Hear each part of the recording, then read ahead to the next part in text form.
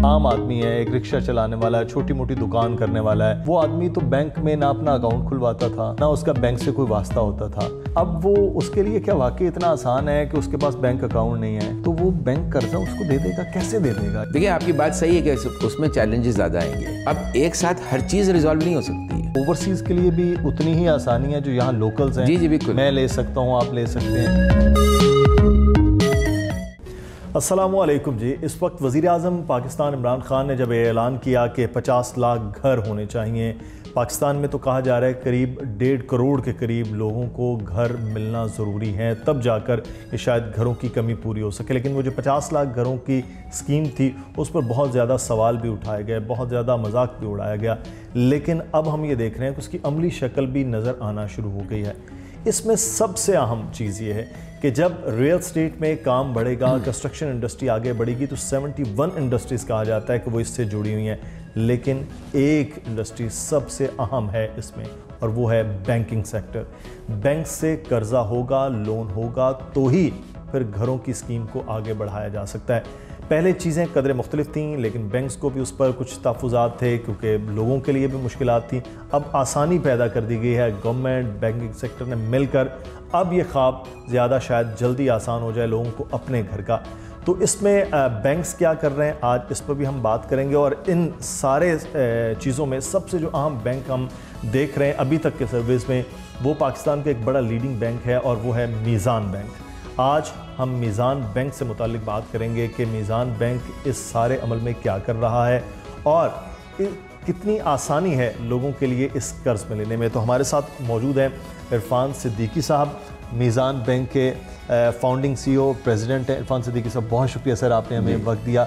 मसरूफियत आपकी बहुत है, लेकिन सर जब हम ये चीज़ें देख रहे थे कि बैंकिंग के बगैर तो ये रियल एस्टेट का जो सेक्टर है वो बंद हो जाएगा, क्योंकि वज़ीर-ए-आज़म ने जो ख्वाब दिखाया है लोगों को, या लोगों ने अपने घरों का ख्वाब देखा है, वो बैंक्स के बगैर मुमकिन नहीं है।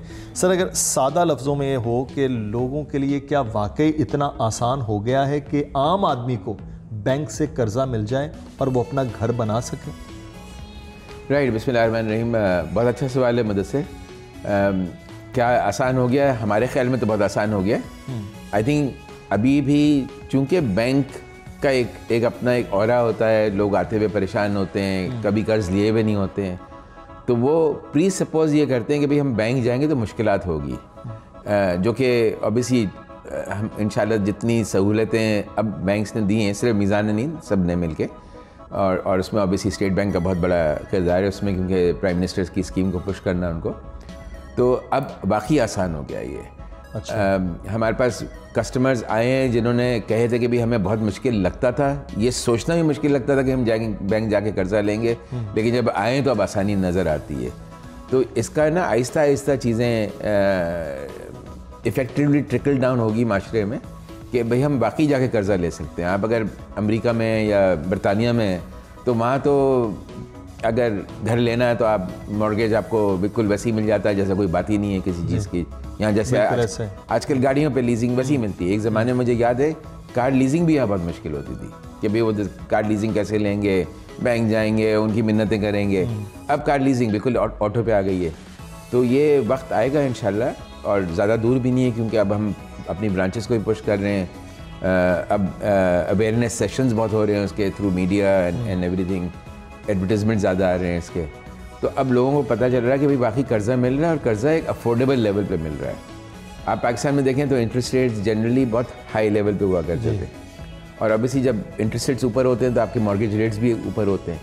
तो इसमें दो चीज़ें हुई हैं। एक तो हमारे यहाँ पाकिस्तान में इंटरेस्ट रेट 13.5% से 7% पे आ गए, तो तकरीबन आधे हो गए, राइट। और उसके बाद हुकूमत पाकिस्तान ने इसको पुश किया है। अगर यही अस्यूम करें कि रेट हमारे 13% और 14% पे होते हैं, और हुकूमत अगर उसको पुश भी करती, तब भी cost of acquiring a house, monthly cost would have been higher despite the subsidies.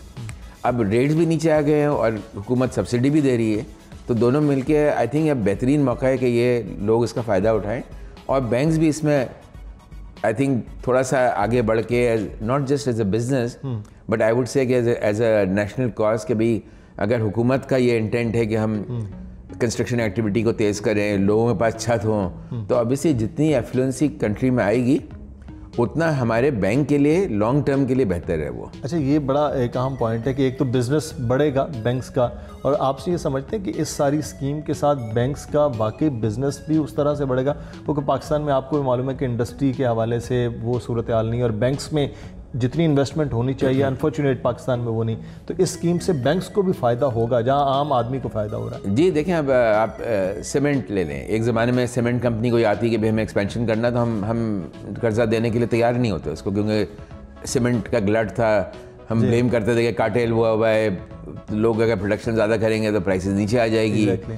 आज ये है कि सारी सीमेंट कंपनीज अपनी प्रोडक्शन कैपेसिटी बढ़ा रही हैं और उनको कर्जा कौन दे रहा है? हम दे रहे हैं। क्या हम उन पे फेवर कर रहे हैं? नहीं है, हम अपना बिजनेस कर रहे हैं, राइट। हमें कस्टमर्स चाहिए जो आके बैंक से लोन लें। हमारा सबसे बड़ा प्रॉब्लम, स्पेशली एक इस्लामिक बैंक का सबसे बड़ा प्रॉब्लम आज ये है कि हमारे पास डिपॉजिट तो लगता है कि वो अल्हम्दुलिल्लाह टैब खुला हुआ है, विदाउट थिंकिंग हमारे पास डिपॉजिट आ रहे हैं, राइट, विदाउट एफर्ट डिपॉजिट आ रहे हैं अल्हम्दुलिल्लाह फॉर इस्लामिक बैंक्स।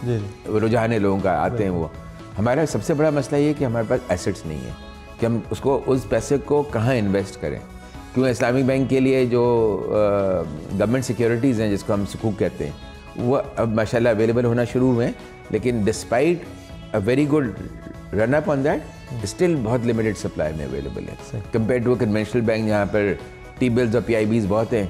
तो हमारे लिए वो नहीं है, हम इन्वेस्ट नहीं कर सकते। तो हमारे लिए तो ये स्कीम्स वाकई बहुत अच्छी हैं कि इसमें लोग हाउसिंग में आएँ। हाउसिंग की वजह से सीमेंट इंडस्ट्री बढ़ रही है, सरिया इंडस्ट्री बढ़ रही है, शिप ब्रेकिंग का काम जो यहाँ पर बहुत, पाकिस्तान में one of the leading countries for ship breaking, वो ठप हुआ था, आज माशाल्लाह फ्लरिश कर रहा है वो। तो पुरानी शिप्स आती हैं, यहाँ उसको ब्रेकअप करते हैं, उसका जो मेटल है वो आपकी री रोलिंग मिल में जाता है, उससे सरिया बनता है और फिर वो घरों में जाता है। वो तो बहुत ज़्यादा शिप यार्ड जो है वो एक्टिव हो गए हैं, जो सुनसान है। अच्छा, एक चीज़ मैं आपसे यहाँ जानना चाहूँगा, आपका मीज़ान बैंक एक लीडिंग बैंक है इस्लामिक बैंकिंग में, तो मीज़ान बैंक ख़ास क्या है कि अगर कोई कर्ज़ लेना है तो एक तो मार्कअप के हवाले से मैं जानना चाहूँगा, लोग 60 लाख 70 लाख, अब तो बढ़ गया है, वो भी थोड़ा बताइएगा, क्योंकि पहले लिमिट 60 लाख थी, लगता था बड़े शहरों में तो घर कोई बना ही नहीं सकता इससे। तो मीज़ान बैंक इस मामले में क्या कर रहा है?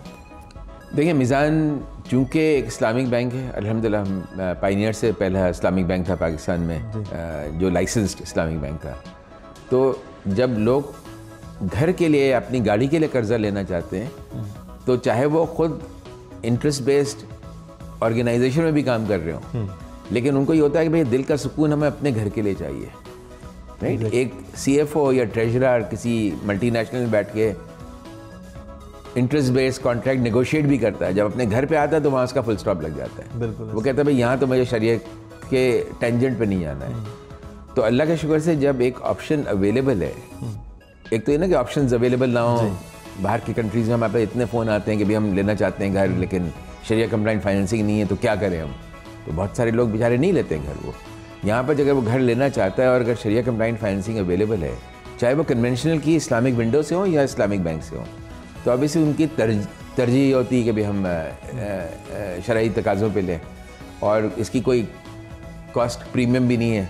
एक ज़माने में हम वो टर्म यूज़ करते थे, कॉस्ट ऑफ बीइंग मुस्लिम, के भी आप एक्स्ट्रा पैसे दे रहे हैं, वो भी नहीं है इस्लामिक बैंक्स में। हम रेट भी कंपेटिटिव है, market is a very strong determinant of everything. तो अगर रेट किसी की भी ज़्यादा हो, चाहे वो इस्लामिक हो या कन्वेंशनल हो, तो लोग नहीं जाएंगे वहाँ पर। तो अब तो रेट की यूनिफॉर्मिटी आ गई है समझें, और उस रेट की यूनिफॉर्मिटी के साथ जब आपका प्रोडक्ट शरिया कंप्लाइंट हो, तो मुझे तो लगता है उसमें कोई दो राय हो नहीं सकती है कि लोग क्यों नहीं इसको प्रेफर करेंगे। साथ में ऑब्वियसली फिर आपको सर्विस क्वालिटी मेंटेन करनी पड़ती है, ऑटोमेशन मेंटेन करनी पड़ती है। हम ये नहीं कह सकते कि भाई हम इस्लामिक बैंक है तो भाई ज़रा लाइन ज़्यादा लंबी लगा लें, 6 घंटे वेट कर लें, वो नहीं कह सकते। तो everything has to be at par, and icing on the cake is that it is sharia compliant. तो लोगों का रुझान ज़्यादा होता है। इसी वजह से हम पिछले 10 साल में अगर देखें तो Meezan probably I think is been the largest home financing provider for the last 10 years. यानी ये स्कीम को हटा के भी देखें आप, तो हम बहुत बड़े मकानात भी करते हैं, बहुत छोटे मकानात भी करते हैं। एक सिंगल टिकट हमारी आई थिंक 200, 250, 300 मिलियन तक की भी गई है मकानों के लिए, और छोटे उसमें 2 मिलियन की भी गई है। सही। तो हर लेवल पे लोग आ रहे हैं, कर्जे ले रहे हैं। अब लाइक आई सेड बेहतर इसलिए हो गया है क्योंकि रेट्स खुद नीचे आ गए, और उन रेट पे सोने पे सुहागा अब गवर्नमेंट ने जो सब्सिडाइज किए इसको जी, तो इफ़ेक्टिवली लोगों को 5 साल और 10 साल की बहुत लो रेट पे फिक्स फाइनेंसिंग मिल रही है। ये भी बहुत बड़ा डिफरेंस है कि जो गवर्नमेंट ने सब्सिडाइज की उन्होंने कहा पहले 5 साल आपको सिर्फ 5% या 7% देना पड़ेगा depending on amount of loan. ठीक, छोटा कर्जा 5% पे, बड़ा कर्जा 7% पे। अगले 5 साल में 2% रेट बढ़ जाएगा अगले 5 साल में। 5 से 7 और 7 से 9 हो जाएगा, जो कि otherwise pre markup subsidy scheme आने से पहले कोई भी बैंक 5 साल का रेट नहीं देता था। वो कहता भाई आज जो रेट है हम आपको काइबर प्लस 3% पे दे देते हैं। अब अगर काइबर बिलफर्ज 14% पे होगा तो वो 17% में मिलेगा आपको। काइबर अगर नीचे आ गया तो आपको कम मिल जाएगा। तो वो अनसर्टेनिटी भी लोगों को परेशान करती थी कि भाई हम कैसे कर्जा ले लें, आज किस्त हमारी 70,000 रुपये, कल जाके वो लाख रुपये हो गए तो हम कहाँ से लाएंगे वो। तो ये मार्कअप सब्सिडी स्कीम में वो भी एलिमेंट एक बहुत एड्रेस हो गया कि वो फियर लोगों का ख़त्म हो गया कि एटलीस्ट 10 साल हमें पता है कि कितना देना है। सही। अच्छा, पहले ये लग रहा था सिद्दीकी साहब के लोग बहुत ज़्यादा परेशान थे। अब जब दोबारा से ये चीज़ें क्लियर हुई कि आप कितना कर्ज ले सकते हैं, कितना, अब ये बढ़ के शायद 10 मिलियन तक लिमिट आ गई है, उसके बाद क्या अब दोबारा से एप्लीकेशंस, लोगों का रुझान तेज़ हुआ है या अभी भी स्लो है चीज़ें इसमें? नहीं, देखिए ये आए हुए भी 1 हफ्ता हुआ है इसका। ऑब्वियसली माशाल्लाह टीवी पे भी प्रोग्राम आ रहे हैं। एक टेलीथॉन सेशन हुआ था जिसमें प्राइम मिनिस्टर साहब खुद वाज इनवाइटेड इन दैट। तो despite covid I would say कि उनका इतना फोकस है कि वो डिस्पाइट कोविड ही came on a TV program which was for housing only. तो अवेयरनेस इसकी बहुत बढ़ रही है।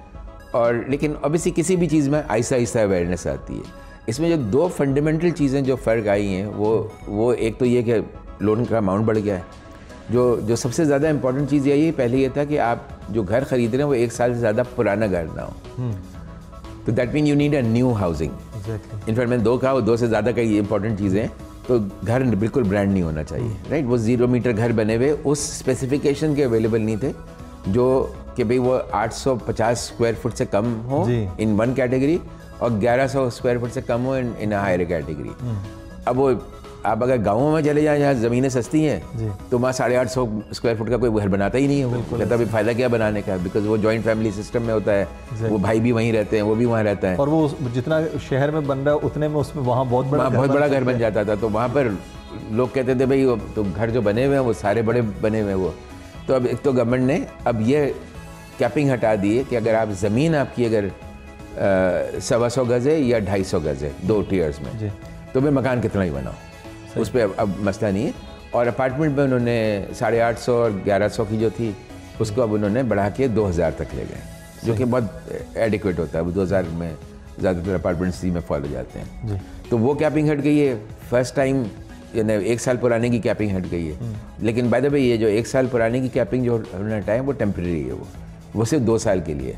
और मकसद ये है कि 2 साल में फिर हाउसिंग स्टॉक इतना बन जाएगा पाकिस्तान में नया हाउसिंग कि 2 साल बाद लोगों को आम हालात में वो घर मिल जाएंगे, नए बने हुए घर मिल जाएंगे एज अपोज टू पुराने घर। लेकिन as of today it's available for every. इस पर कोई कैपिंग नहीं। एक चीज़ मैं यहाँ पे जानना चाहूँगा, लोग जो हैं वो आम आदमी है, एक रिक्शा चलाने वाला है, छोटी मोटी दुकान करने वाला है, वो आदमी तो बैंक में ना अपना अकाउंट खुलवाता था ना उसका बैंक से कोई वास्ता होता था। अब वो बैंक से कर्जा लेने जाएगा, वैसे ही शीशे की बिल्डिंग को देखते हुए खौफ आता है। अब वो उसके लिए क्या वाकई इतना आसान है कि उसके पास बैंक अकाउंट नहीं है, NTN नंबर नहीं है, तो वो बैंक कर्जा उसको दे देगा? कैसे दे देगा? ये आम वैसे सोचते हुए तो बड़ा ही मुख्तलिफ लगता है। देखिए आपकी बात सही है कि उसमें चैलेंजेस ज़्यादा आएंगे।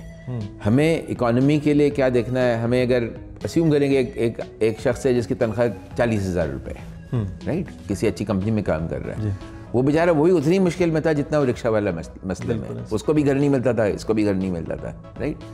अब एक साथ हर चीज़ रिजॉल्व नहीं हो सकती है। सही। तो अभी जो चीज़ें हैं, मतलब वो रिक्शा वाला भी एलिजिबल है, उसकी हमें इनकम एस्टिमेशन करानी होगी। इनकम एस्टिमेशन कराने के कई तरीके स्टेट बैंक ने अप्रूव की हुई है। फॉर एग्जांपल अगर आप देखते हैं कि भाई अगर इनकम आती है तभी वो खर्च करेगा ना, तो बिजली का बिल उसका खुद का आ रहा होगा, सब मीटर्स लगे होते हैं, अब बिजली के बिल से आप इसको देख सकते हैं। मोबाइल कंपनीज़ के साथ हमारा अब ये अरेंजमेंट स्टेट बैंक के थ्रू ये हो गया कि हमें ये पता है कि अगर आपका प्रीपेड मोबाइल नंबर है, उस प्रीपेड पे कितनी टॉपअप है वो हम डेटा ले सकते हैं। तो अगर एक आदमी ने अगर 500 रुपये खर्च किया है मोबाइल फ़ोन पे, तो भाई उसकी तनख्वाह कुछ होगी, इतनी इनकम आती होगी तो आता होगा। बच्चे कौन से स्कूल में जा रहे हैं, स्कूल की फीस का वो किराए का दे रहा है, तो भाई कोई किराए का बिल्कुल लिखत पढ़त होगी। तो there are different ways of doing income estimation. तो हम वो रिक्शा वाले को भी इनकम एस्टिमेशन के थ्रू ज़रूर ला सकते हैं उसमें, राइट। लेकिन लाइक आई सेड, एक अस्यूम करें रिक्शा वाला जो 40,000 रुपये कमाता है और एक कंपनी में काम करने वाला आदमी वो भी 40,000 रुपये कमाता है। दोनों की नीड हाउसिंग है। वो जो कंपनी में काम कर रहा है वो ज़्यादा आसानी से प्रूव कर पाएगा, रिक्शा वाला एक स्टेप ज़्यादा होगा लेकिन एक ही स्टेप ज़्यादा होगा। एक मरतबा एक रिक्शा वाले ने अगर ले लिया तो 10 रिक्शा वालों को बताएगा कि देखो मैं गया था, मुझे यहाँ पर ये आसानी हुई, यहाँ मुश्किल हुई, तुम भी ये मुश्किल पहले से रिजॉल्व करके चले आना। तो विद पैसेज ऑफ टाइम ये रिक्शा वाला और जो हम इन इन्वर्टेड कॉमा कहते हैं फालूदे वाला और पापड़ वाला सबको मिलेंगे लोन ये सही। और रियल डाउन द लाइन एक सवाल है कि ये रियल फालूदे वाले या रेडी वाले या रिक्शे वाले को जी उन्हीं को मिलेंगे। बड़ा देखो कि माजी में कुछ ऐसी स्कीम्स हुई, बैंकों से कर्जा लिया, उल्टा बैंकों के लिए नुकसान हो गया, माफ़ हो गए, स्कीम सारी तबाह हो गई। उन चीज़ों को किस तरह से फिर बैंक्स और गवर्नमेंट दोनों, देखिए यहाँ पर वो तो चीज़ है ना कि आपने कोई गाड़ियाँ आ रही हैं तो आपने 100 गाड़ी, आप इन्वेस्टर हैं, आपने 100 गाड़ी बुक करा लिया, आपने 100 लोगों से फॉर्म साइन करा लिया और खुदा न खासा 2 नंबर काम करके आपने धांधली कर दिए।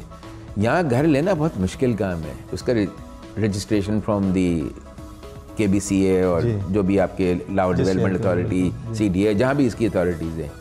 तो एक इन्वेस्टर जो हमारा माइंडसेट है ना वो हिट एंड रन वाला होता है। वो इतने तगदो में नहीं जाएगा कि मैं 10 घर ढूंढ के लाऊं, बैंक के पास जाऊं, उनसे 10 सवाल जवाब नखरे ढूंढ के और फिर मैं एक डमी आदमी को सामने लेकर आऊँ। ये हो नहीं सकता है। ये सही। बैंक अब लाजमी मिलेगा उस बंदे से कि भाई आपको लोन चाहिए, उसका इंटरव्यू लेगा कि भाई क्या करते हो, कितने पैसे बनाते हो, पे स्लिप कहाँ है।